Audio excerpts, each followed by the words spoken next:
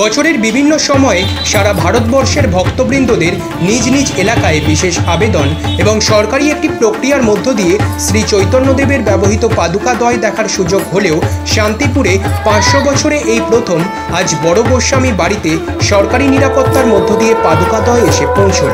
সারাদিন চলবে পুজো পাঠ, কীর্তন, শ্রী চৈতন্য কথা, নগর ভ্রমণ। সন্ধ্যায় পৌঁছবে নবদ্বীপ ধামেশ্বর মন্দিরে। নবদ্বীপ শহরের মহাপ্রভু ধাম মন্দিরে শ্রী শ্রী বিষ্ণুপ্রিয়া সমিতির তত্ত্বাবধানে রয়েছে শ্রী চৈতন্যর পাদুকা যুগল। কাঠের এই পাদুকা দুটি 500 বছর আগে বিষ্ণুপ্রিয়া দেবীকে দিয়ে গিয়েছিলেন স্বয়ং মহাপ্রভু।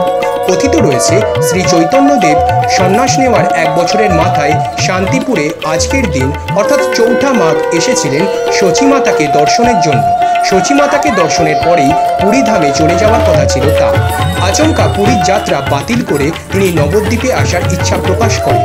শ্রীবাস গদাধরকে সঙ্গে নিয়ে কীর্তন করতে তিনি নবদ্বীপে চলে আসেন। বিষ্ণুপ্রিয়া দেবী সেই সময় বাড়িতে পুজো করছিলেন। সন্ন্যাসীদের স্ত্রীর মুখ দর্শনের নিয়ম নেই, তাই উঠোনে দাঁড়িয়ে আকাশের দিকে তাকিয়েছিলেন মহাপ্রভু। বিষ্ণুপ্রিয়া দেবী ঘর থেকে বের হয়ে স্বামীকে প্রণাম করতে চান। প্রণাম শেষ হতেই বিষ্ণুপ্রিয়া দেবী দেখেন একজোড়া পাদুকা রেখে গিয়েছেন মহাপ্রভু। সামনে মহাপ্রভু নেই। ওই দিন রাতে বিষ্ণুপ্রিয়া দেবী মায়ের স্বপ্নাদেশ পান জন্মভিটের নিম গাছ থেকে কাঠের বিগ্রহ তৈরি করে পুজো করতে এবং তার সঙ্গে পাদুকাও পুজো হবে। সেই থেকে মহাপ্রভুর পাদুকা পুজো হয়ে আসছে। বিষ্ণুপ্রিয়া দেবীর ভাইরা বংশধররা ওই পাদুকা যুগল সুরক্ষিত রেখেছে। বর্তমান সময়কালে 1960 সালের পর ওই পাদুকা দুটিকে একটি রূপোর খাপের মধ্যে রাখা হয়। জানা যায় বহু আবেগের এবং স্মৃতি বিরচিত কাঠের তৈরি এই পাদুকাদ্বয় আজও অক্ষত। তবে বর্তমানে সারা বছর প্রায় বায়ু নিরোধক কাচের তৈরি বাক্সে বিশেষ সাবধানতা অবলম্বন করে তা রাখা থাকে সযত্নে। আশ্চর্যজনকভাবে সারা ভারতবর্ষের বিভিন্ন প্রান্তে ছড়িয়ে থাকা ভক্তবৃন্দদের বিশেষ আবেদন এবং সরকারি প্রক্রিয়ার মধ্য দিয়ে বছরের বিভিন্ন সময়ে বিশেষ করে সেই সমস্ত এলাকাগুলিতে শ্রী চৈতন্যদেবের জীবদশায় পৌঁছানো তারিখ অনুযায়ী ভক্তবৃন্দরা নিজে নিজে এলাকাতে স্বচক্ষে দেখে পুণ্য লাভ করেছে। অথচ শান্তিপুরের সাথে পড়াশোনার সুবাদে শিক্ষাগুরু অদ্বৈত আচার্যের শ্রী চৈতন্যদেবের নিয়মিত যাতায়াত এবং শচীমাতার বেশ কিছুদিন থাকা সত্ত্বেও ঢিলছোড়া দূরত্বে শান্তিপুরে সেই পাদুকাদ্বয় এসে পৌঁছতে সময় লেগে গেল প্রায় 500 বছর। যদিও এক বিশেষ সূত্রের খবর অনুযায়ী জানা গেছে ধর্মীয় ভাবাবেগ সম্পন্ন এবং বহু প্রাচীন এই রকম এক মহাপুরুষের ব্যবহৃত জিনিস আনা বেশ খানিকটা ব্যয় সাপেক্ষ। তার উপর সরকারি বিভিন্ন বিধিনিষেধ তো রয়েছে।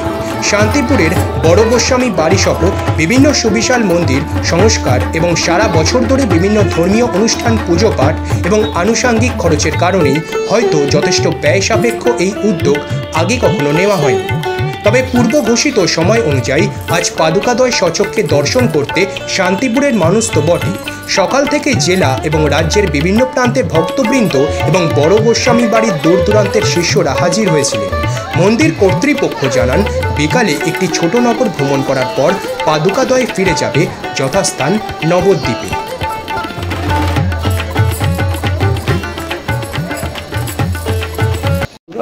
নবদ্বীপে রাখা থাকে একদম। আচ্ছা, নবদ্বীপ ধামেশ্বর মহাপ্রভুর মন্দিরে এই শ্রীচরণ পাদুকা পূজিত হন। এটা মা বিষ্ণুপ্রিয়া দেবী অর্থাৎ শ্রীচৈতন্য মহাপ্রভুর স্ত্রী বিষ্ণুপ্রিয়া দেবীকে শ্রীচৈতন্য মহাপ্রভু এই চরণ পাদুকা প্রদান করে দিয়েছিলেন সন্ন্যাসের পর। আর আজকে যে শান্তিপুরে প্রভু শ্রীচরণ পাদুকা এসছেন, এটার উপলক্ষ হচ্ছে যে মহাপ্রভু সন্ন্যাস নিয়ে চলে যাবার পর প্রথম এই আজকের দিনে শান্তিপুরে পদার্পণ করেছিলেন অদ্বৈত শ্রীপাঠে, এবং সেটা নিত্যানন্দ প্রভুকে সঙ্গে নিয়ে। তা সেই লীলাকে স্মরণ করেই আজকের এই অনুষ্ঠান। মহাপ্রভুর চরণ পাদুকা আসা মানে সাক্ষাৎ প্রভু চলে এসছেন, সেই উপলক্ষে এই অনুষ্ঠান হচ্ছে শান্তিপুরে বড় গোস্বামী বাড়িতে।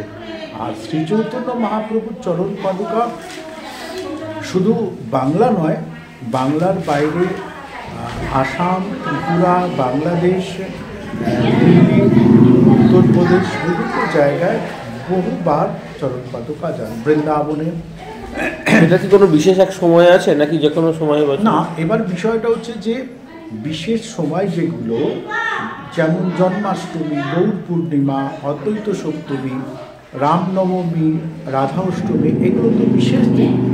এই বিশেষ দিনগুলোতে কিন্তু চরণ পাদুকা নবদ্বীপ ছেড়ে কোথাও যান না।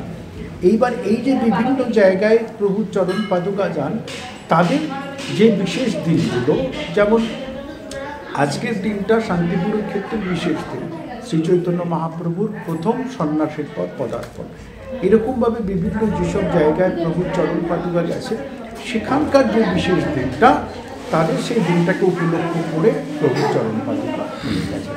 আচ্ছা, আর সেক্ষেত্রে প্রত্যেক ক্ষেত্রে এরকম ভক্তরা তো রাস্তায় দাঁড়িয়েও থাকেন, প্রতীক্ষায় থাকেন দেখার জন্য। অগণিত, মানে কল্পনার করে এমন এমন জায়গায় পাদুকা, প্রভুর চরণ পাদুকা গেছেন, সেখানে অন্ততপক্ষে পরিক্রমা হয়েছে 3 থেকে 4 কিলোমিটার দূরে, অন্ততপক্ষে মিনিমাম 10 থেকে 15,000 ভক্ত কীর্তন এবং বিভিন্ন বাদ্যযন্ত্র নিয়ে পরিক্রমা হয়েছে।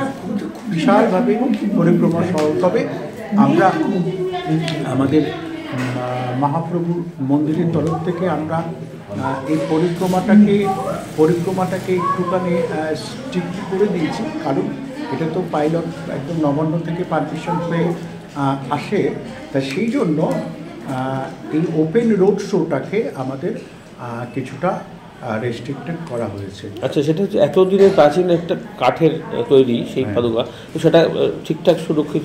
রূপোর মধ্যে আপনি দেখেছেন কি না, রূপোর যে বাঁধানো আছে, এই রূপোর ভেতরে প্রভুর চরণ পাদুকাটা আছে কাঠের ভেতরে। আশা করি আমরা এখানে তো ফুলে অভিষেক করা হবে আর কি, সেটা ওটা যেহেতু প্রিজার্ভ করা হয়েছে, রূপোর দিয়ে ওটা প্রিজার্ভ করা হয়েছে। আপনার নাম পরিচয়? সুধীর গোস্বামী, সভাপতি, ধামেশ্বর। চৈতন্যদেব সন্ন্যাস গ্রহণ করেছিলেন কাটোয়ায়। সন্ন্যাস গ্রহণের পর আজ প্রথম তিনি শান্তিপুরে পদার্পণ করেছিলেন, আজ থেকে 500 বছরেরও আগে, এবং অদ্বৈত গৃহে এসে অদ্বৈত ঘরণী সীতাদেবীর হাতের রান্না ভোজন করেছিলেন।